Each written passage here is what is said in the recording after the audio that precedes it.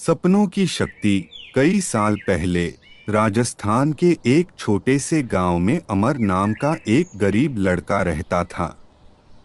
अमर के पिता किसान थे और उनका गुजारा मुश्किल से चलता था। लेकिन अमर के दिल में बड़ा सपना था।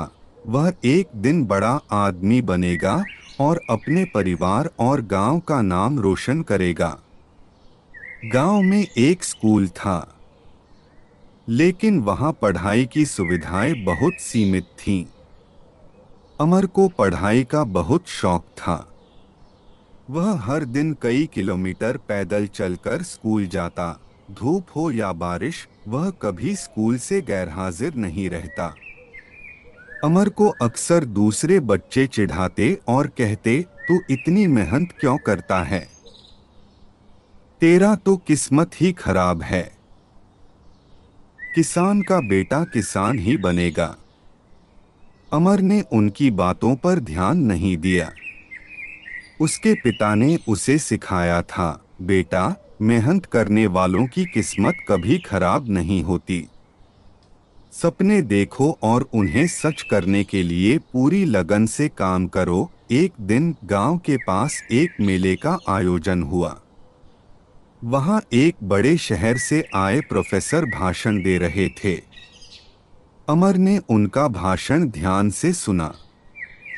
प्रोफेसर ने कहा, अगर आप अपने सपनों को सच करना चाहते हैं तो शिक्षा ही वह साधन है जो आपको ऊंचाइयों तक पहुंचा सकती है।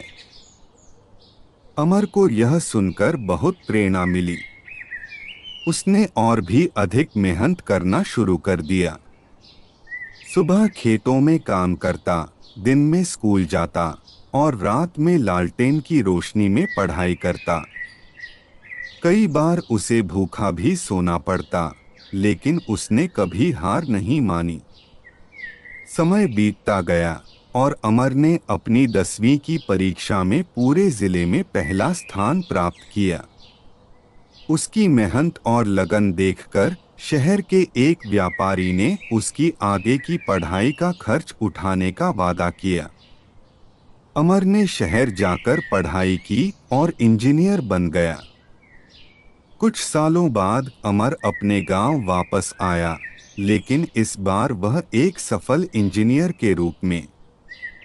उसने गांव में स्कूल और अस्पताल बनवाए ताकि किसी और बच्चे को उसकी तरह कठिनाइयों का सामना न करना पड़े। गांव के लोग जो कभी उसे चिढ़ाते थे, अब उसकी तारीफ करते नहीं थकते थे।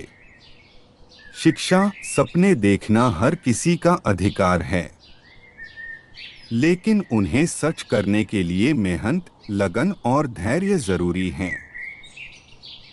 कठिन परिश्रम और आत्मविश्वास से हम अपनी किस्मत खुद